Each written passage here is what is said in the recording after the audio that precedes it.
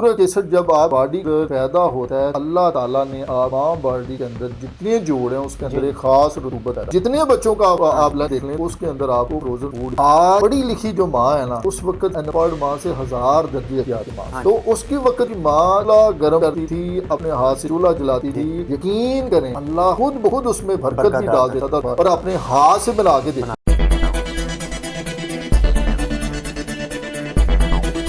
अस्सलाम वालेकुम नाज़रीन, आपका मेज़बान जवाद मलिक आपकी खिदमत में हाजिर है। नाज़रीन, आज हम बात करने जा रहे हैं एक आम मगर नज़रअंदाज की जाने वाली बीमारी के बारे में, वो है यूरिक एसिड। आजकल के दौर में बड़े तो बड़े हो गए, बच्चों में भी यूरिक एसिड के मसाइल आ रहे हैं। हर दूसरा बच्चा जो है वो यूरिक एसिड की वजह से जो है हड्डियों के मसाइल का शिकार हो रहा है। और बात करने के लिए आज हमारे साथ मौजूद हैं मारूफ माहिर हिकमत हकीम मुदस्सिर अहमद बसरा साहब। बसरा साहब कैसे हैं आप? ठीक है अल्हम्दुलिल्लाह, मैं बिल्कुल ठीक। अच्छा सर, यूरिक एसिड हर दूसरे बंदे को यूरिक एसिड का मसला हुआ है। आजकल तो बड़ों के साथ बच्चों को भी यूरिक एसिड के मसले हो रहे हैं, तो क्या वजूहात हैं? बिस्मिल्लाहिर्रहमानिर्रहीम, इसमें कोई शक नहीं है, लेकिन बात फिर वहीं पे आ जाएगी जो हमने पिछले प्रोग्राम में भी की।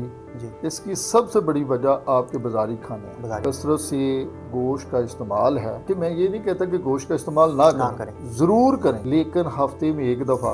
लेकिन जो हमने तसलसल कोशिश करी उनको भी सब्जियों और दालों में डालकर इस्तेमाल करें। लेकिन जब मेरी अपनी हर इंसान का एक अपना तजर्बा है, मैं अपने तजर्बे की बिना पे कहता हूँ, आपने गोश्त पकाया, हमने अपने सिर्फ जुबान के टेस्ट के लिए उसमें कई मसाले डाल देते हैं जो गोश्त बजाय फायदा देने के तजाबी बन जाते हैं। जुबान का टेस्ट तो बड़ा अच्छा, लज्जत बड़ी अच्छी आई, लेकिन वही गोश्त आपके लिए तेजाब बना देगा और यही तेजाब आके जाके आपके यूरिक एसिड का बायस बनेगा। यूरिक एसिड जब आपकी बॉडी के अंदर दिखे ना, यही जो माँ इस्तेमाल कर रही है वही बच्चा इस्तेमाल करे। आज के बच्चे हमारे क्या कर रहे हैं? हमारे बच्चों के अंदर सबसे ज्यादा जो खराबी मैं समझता हूँ नौजवान नस्ल के अंदर आ रही है, फ्रोजन फूड। असल जितने बच्चे स्कूल सुबह जाते हैं, अपने ईमान से जरा बताइएगा कितने % बच्चे आपका लंच जो है वो फ्रोजन है और कितने बच्चों का देसी तो आजकल नामो निशान ही नहीं है ना। मैं ना बच्चे हमारे बच्चों को या लेज दिए जाते हैं या बिस्किट दिए जाते हैं, खाना यकीन करें अपनी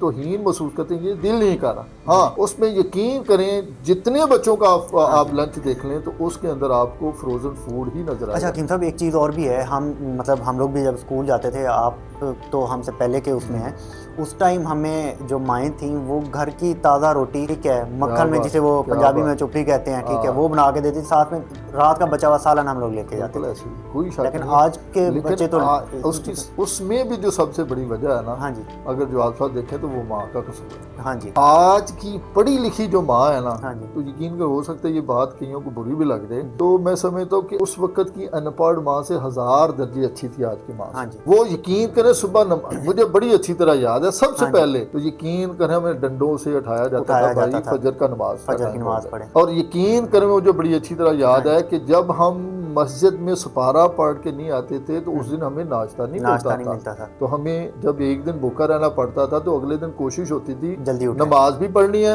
और नाश्ता भी फिर मिलना। तो उसकी वक्त की माँ चूल्हा गर्म करती थी, अपने हाथ से चूल्हा जलाती थी। यकीन करें अल्लाह खुद ब खुद उसमें बरकत भी डाल देता था और शिफा, और अपने हाथ से बना के देती थी। उस टाइम बच्चों को नाश्ते के बगैर जाने ही नहीं देते थे। आज की माँ कितने % अपने हाथ से नाश्ता बना के देती है, मुझे ये बताएं। मैंने यकीन करें बड़े बड़े घरों में बड़े 90% नुकरानियां काम कर रही है। लेकिन यहीं पे आपका फासला पैदा है। देखिए उनसीयत है ना, आपको आपके हाथ से एक दफा नवाला, एक तो बच्चे को देखे 7 साल तक बड़ी खूबसूरत इस्लाम ने की है कि 7 साल तक नमाज पढ़ने का हुक्म नहीं है। लेकिन हम क्या करते हैं, हम तो 3 साल के बच्चे को भी स्कूल जाके फेंकाते हैं, यार हमारी जान छुड़ी गई। तो जब हमारा यही लायामल होगा, यही तरीकाकार होगा, तो वहाँ पे मोहब्बत कभी पैदा नहीं होगी, वहाँ पे हमेशा फासले ही रहेंगे। देखिए अब मौजूदा दौर के अंदर सबसे ज्यादा कौन सी नस्ल परेशान है? नौजवान नस्ल। क्या है? अदम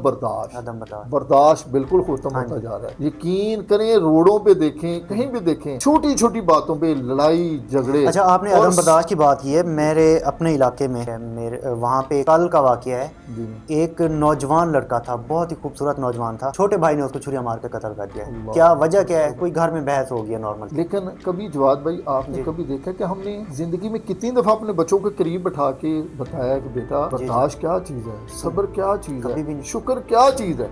यकीन करें जब तक हम खुद काउंसलिंग नहीं करेंगे हाँ जी। तो हम क्या करेंगे, हम इसी मोबाइल को फिर देखेंगे, इसी को हम दोस्त बनाएंगे, इसी पे जो देखेंगे फिर वही करेंगे। यकीन करें मैं समझता हूँ कि अपने बच्चों को करीब करें, अपने हाथ से चंद दिन नाश्ता देखें तो देखें, फिर उस बच्चे की मोहब्बत भी देखें और देखेंगे। आपको जब पता चलेगा कि आपको खुद अंदाज़ा हो जाए कि मेरे बच्चे ने आज नहीं खाया उसकी क्या वजह है, तो जब माएँ सोई होंगी नौकरानियाँ तैयार करके भेजेंगी तो फिर वही बच्चे मसाइल का ही शिकार होंगे, बच्चे ठीक तो नहीं। चलिए सर हम टॉपिक की तरफ आते हैं। यूरिक एसिड की जो अलामात हैं, बेसिकली अलामात होती क्या हैं? जी जी, कौन कौन सी अलामात से हम देख सकते हैं कि यूरिक एसिड का मसला है? पहली चीज़ तो यह है कि यूरिक एसिड करता क्या है। जी। यूरिक एसिड जब आपकी बॉडी के अंदर पैदा होता है तो अल्लाह ताला ने आपकी तमाम बॉडी के अंदर जितने जोड़ हैं उसके अंदर एक ख़ास रतूबत पैदा की है जो आपके जोड़ को वर्किंग करने में मदद देता है। बेसिकली यही यूरिक एसिड उन रतूबात को खुश्क करना शुरू करता है। जी जी। और फिर इसी वजह से क्या होता है कि आपके पाँव या हाथ के जो जोड़ है ना, ख़ास तौर पे इस पर इब्तदा होती है इसकी, हल्की हल्की दर्द रहना शुरू हो जाएगी। और बाज़ का तो जो जोड़ होते हैं उसके अंदर हल्की सी सुर्खी भी आनी शुरू हो जाएगी, लेकिन हम उसको ज़रा इग्नोर कर रहे होते हैं, हम उसकी तरफ तवज्जो नहीं देते। लेकिन एक वक्त ऐसा आता है कि यही दर्द आपकी पूरी बॉडी में फैल जाता है जिसको हम फिर जोड़ों का दर्द कहते हैं, लेकिन उसकी कॉज वही यूरिक एसिड होता है, वही तेज़ाब होता है, वही चीज़ होती है जो आपकी बॉडी से पैदा हुआ है। अच्छा, सिर्फ जोड़ों का दर्द ही यूरिक एसिड की अलामात हैं या कोई और असरात भी होते हैं बॉडी में? नहीं, बुनियादी तौर पे जो देखने में जो चीज़ें सबसे ज़्यादा आई हैं, मसलन आपके पट्ठों के अंदर खिंचाव रहना, आपके जिस्म के अंदर मोटापा भी इसका बायस बनता है, इसकी वजह हो सकती है। लेकिन वही चीज़ें आगे जवाब भाई कि जब तक हम उसके असबाब को नहीं छोड़ेंगे, उसके असबाब को नहीं तर्क करेंगे, तो तब तक हम इन मसाइल का, इन बीमारियों का और यूरिक एसिड का शिकार होते रहेंगे।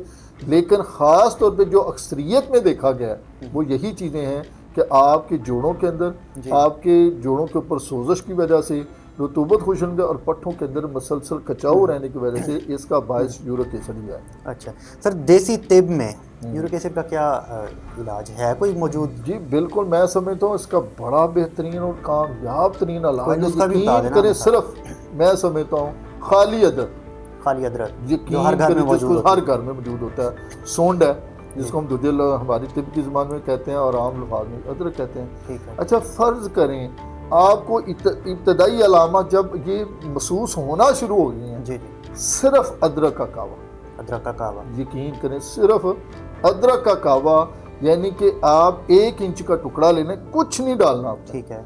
जब उसका कलर चेंज हो जाए तो सुबह, दोपहर, शाम या सुबह शाम आप इस्तेमाल करना शुरू कर दें। फौरी तौर पे यकीन करें, अब आप अपनी बॉडी के अंदर देखेंगे हरारत भी आएगी, अल्लाह के फजल से दर्द के अंदर कमी भी आएगी। अच्छा, बाज़ का दर्द में शिद्दत आ रही है, परेशानी है कि अब क्या करें। यकीन इसके आगे फिर जाके फिर फार्मूला आपका इसका हिकमत के अंदर बड़ा बेहतरीन है। अदरक 50 ग्राम अदरक ले लें, ठीक है, उसमें आप 10 ग्राम काली मिर्च डाल लें, और इसके अंदर असगंध नगूरी है वो आप 50 ग्राम ले लें। क्या बताया आपने? असगंध नगूरी, ठीक है, ये भी बड़ी आम जड़ी बूटी है। अदरक 50 ग्राम, ठीक है, 50 ग्राम, काली मिर्च 10 ग्राम, और असगंध नगूरी 50 ग्राम, ठीक है, और अजवाइन देसी अजवाइन वो 30 ग्राम।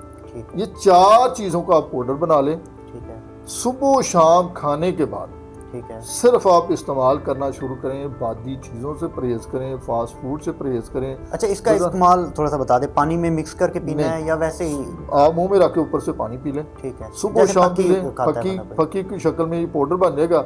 सुबह शाम खाने के बाद आधी चमची आप इस्तेमाल करें। अल्लाह के फजल से आप देखेंगे चंद दिनों के अंदर आपके अंदर बेहतरी आनी शुरू होगी। लेकिन परहेज सबसे ज़रूरी है। परहेज करेंगे तो फिर जी खास तौर पे इसमें इसके अंदर जो खास तौर पे परहेज बताया जाए, चावल से, आलू गोभी से, दाल माश से, तली हुई चीज़ों से, बाजारी खानों से परहेज करें। बादी चीज़ें जितनी हैं उनसे परहेज करें।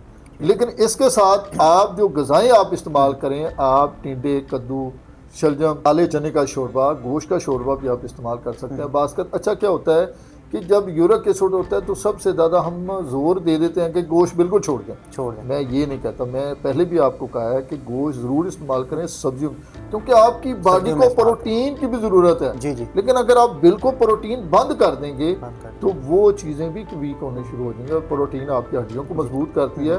गोश्त को आप ज़रूर इस्तेमाल करें, लेकिन सब्जियों और दालों के अंदर। अच्छा, ख़ास तौर पे यूरिक एसिड के अंदर जो चीज़ें इजाफा करती हैं, पालक है, दाल चना है, सफ़ेद चने हैं, ये चीज़ें यूरिक एसिड के अंदर ज़्यादा इजाफा करती हैं। इससे परहेज़ करें, बाकी चीज़ों का इस्तेमाल करें तो अल्लाह के फजल से आप चंद दिनों के अंदर बेहतर होने शुरू। अच्छा, एक और चीज़ कही जाती है कि यूरिक एसिड अगर आपका ज़्यादा हो गया तो पानी का ज़्यादा से ज़्यादा इस्तेमाल करें, इसमें कोई हकीकत है? जी बिल्कुल, मैं यही अर्ज़ कर रहा हूँ। मैं एक छोटी सी मिसाल देता हूँ। आप अगर पानी का ज़्यादा इस्तेमाल करेंगे, अक्सरियत में जो मशवरा दिया जाता है, मैंने मान लिया आपने पानी पीना शुरू कर दिया, ठीक है। एक सबसे बड़ा मसला है, जो सबसे बड़ा मर्ज़ है, उसको कहते हैं हमने कसरत पेशाब। ठीक है। पेशाब की कसरत होगी। एक बंदा दिन में 2 दफ़ा या 4 दफ़ा वॉशरूम जाता था, जब वो 15 दफ़ा जाना शुरू कर देगा तो आप समझें कि दर्दों वाले मरीज की क्या हालत हो जाएगी। उसको तो मुस्तकिल बुखार रहना शुरू हो जाएगा। लिहाजा फिर मैं वही कहता हूँ, जितनी ज़रूरत है उतना पिए। अगर आपको 10 गिलास की तलब हो रही है, मुझे प्यास लगी है, मैं पीना चाह रहा हूँ, आप 10 गिलास पिए। लेकिन अगर आपको 1 गिलास की तलब है तो 1 गिलास ही पिए, क्योंकि इस्लाम के अंदर इत्तदाल को बड़ा पसंद किया गया। और इत्तदाल में रहेंगे तो यकीन करें आप बेशुमार मामला से बचे रहेंगे। और यकीन करें, इंसान की सेहत का जो सबसे ज़्यादा दारोमदार है उसके हाथ में होता है। 2 चीज़ों पे, दस्तरखान पे जब आप बैठे हैं, सिर्फ अपने हाथ को कंट्रोल कर लें, अल्लाह के फजल से बेशुमार बीमारियों से बचे रहें। अच्छा बसरा साहब, गुर्दे की पथरी, जी जी, आप समझते हैं कि यूरिक एसिड की वजह से पथरी होती है? जी एग्जैक्टली। और अगर होती है तो क्या हल क्या है उसका? जी जी, मैं उसके लिए भी बड़ा ही आसान और फार्मूला यकीन कर बता देता हूँ कि गुर्दे की पथरी एक बड़ी नामराज की भी तकलीफ है, लेकिन अगर तसलसल से यूरिक एसिड आपकी बॉडी के अंदर बन रहा है तो ये भी क्रिस्टल्स हैं, ये मामला हैं, ये आपकी गुर्दे, अल्लाह पाक ने ना कि आपके गुर्दे के ऊपर अंदर एक तय कि वहाँ पे कोई चीज़, रेत वगैरह को मामला जो चीज़ें हैं वो रुकते नहीं हैं, वो खारिज हो जाते हैं पेशाब के ज़रिए। आपका जितने तेज़ाबी मादे हैं वो पेशाब के ज़रिए खारिज होते हैं।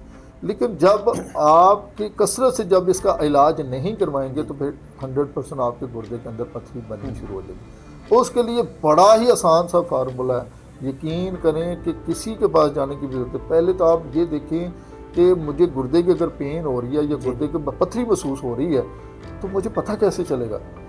अगर आप डिजिटल की तरफ जाएंगे तो आपका एक्सरे करवाना पड़ेगा या अल्ट्रासाउंड करवाना पड़ेगा।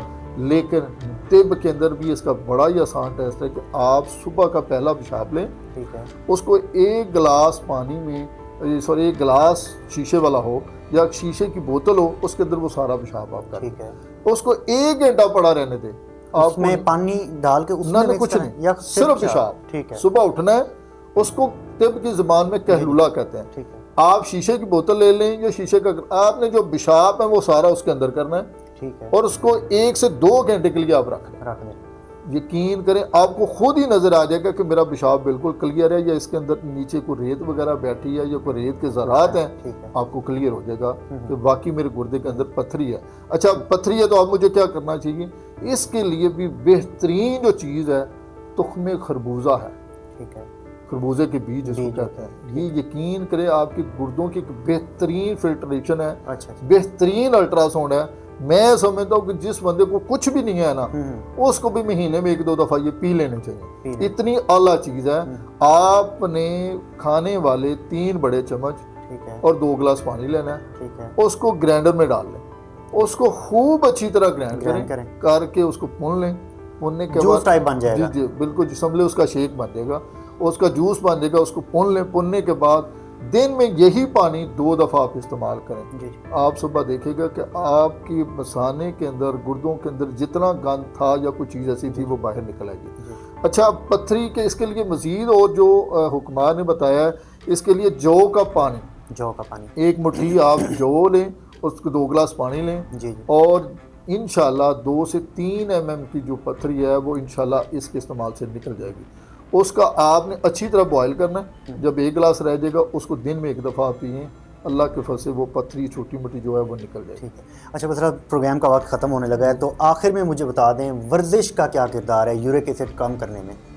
मैं समझता हूँ कि मैंने जितनी अलूम पढ़े हैं ना, जी जी, FSC भी की है, होम्योपैथिक भी मैंने पढ़ी है, फिर तिब भी पढ़ी है, ठीक है। तो एंड पे एक चीज़ आके लिखी थी कि वाक के शुरू। वाक जब तिब नबी की तरह देखा और जब तिब नबी को पढ़ा तो एक हदीस मेरे आंखों के सामने से गुजरी। हजूर पाक सल्लल्लाहु अलैहि वसल्लम फरमाया कि रात का खाना खाने के बाद 10 कदम ज़रूर चलें, चाहे कांटों पे चलें। मेरी समझ नहीं कि कांटों से क्या मुराद है, कि इसका मतलब है कि अगर खाना खा के या वैसे आप बैठ जाते हैं तो वो खाना सही मायनों में हजम नहीं होगा, वो तेज़ाब बनेगा, वो एसिड बनाएगा, वो गैसेस बनाएगा, वो तेज़ाबियत पैदा करेगा। अगर आप सिर्फ 10 से 20 कदम चल लेते हैं तो वही खाना बेहतरीन तरीके से हजम भी होगा और उसके आपको पूरी फ़ायदा। लिहाजा मैं नहीं कहता, कम से कम मैं एक अपने नाज़रीन को छोटा सा मैंने कहा, आप कुछ नहीं कर सकते ना, तो यकीन कर सुबह की नमाज जो फजर है ना, उठें, वज़ू करें और मस्जिद तक चल के पैदल चल के नमाज पढ़ लें। इंशाल्लाह ये सबसे बड़ी वाक है, सबसे बड़ी चीज़ है। अक्सरियत यकीन करें देखने में आती है कि मस्जिद सुबह के टाइम खाली होती है, फिर बाद में पता लगता है पार्कें भरी हुई हैं। वाक ज़रूर करनी चाहिए। वाक सेहत के लिए बहुत अच्छी है और यूरिक एसिड के लिए भी बहुत अच्छी है। जब आप वाक करेंगे तो आपके पूरे बॉडी के जोड़ हरकत में आएंगे और जहाँ जहाँ ये तेज़ाबी मादे हैं वो आपके पेशाब के जरिए खारिज होना। ठीक है। इसका मतलब है कि इंसान अपना अगर लाइफस्टाइल चेंज कर ले, तर्ज़ ज़िंदगी चेंज कर ले तो बहुत बड़ा किरदार है। जा सकता है। हम तो ये अब यही भी समझते हैं कि ये जो पंखा लगा हुआ है ना, इसको भी रिमोट पे चलाएं। हमारी कोशिश नहीं है, कहाँ पे अब तो आटा गूंदने वाली मशीनें भी घरों में आ गई हैं, ऐसे ही है। तो हम तो कोशिश करें, मुशक्कत तो है ही नहीं, जो मुशक्कत दिन ब दिन खत्म करते जा रहे हैं, तो जब हम मुशक्कत खत्म करते जा रहे हैं सर, अभी तो AI आ गया है, आगे देखें पता नहीं अगले आगे क्या कुछ आते हैं कि हमारी बॉडी के अंदर ये चीजें क्या कर रही हैं, जितना इसको आराम तलबी कर रहे हैं हम उतनी ज्यादा बीमारियों का शिकार होते हैं। और कभी यकीन कर, मुझे ना बड़ा खौफ है, मैं जब छोटा होता था तो हमारे घरों में छतों पे हम गर्मियों में सोते थे तो मच्छर से होते तो बेशुमार पूरा जिस्म चेहरा भरा होता था कि मच्छर लड़ लड़ के होते। यकीन करें कोई वाशरूम में आप चले जाए ना तो मच्छर नजर आ जाए तो आपको खौफ इतना ज्यादा तारी हो जाता है, जब तक इसको मार ना दे या निकल आ जाए तो ना। तो ये चीजें उसकी वजह कि आप मच्छर के अंदर भी इतना जहर हो गया कि मच्छर भी हमसे ज़्यादा ताकतवर है। उसकी सिर्फ बुनियादी वजह हमारा लाइफस्टाइल है, हमारी कुव्वत मदाफ़त का निज़ाम और हमारी जो ग़िज़ाएँ हैं इसमें बहुत बड़ा रोल अदा है। बहुत शुक्रिया हकीम साहब, आपने टाइम दिया है। इसके साथ ही अपने मेज़बान जवाद मलिक को दें इजाज़त। अल्लाह हाफ़िज़।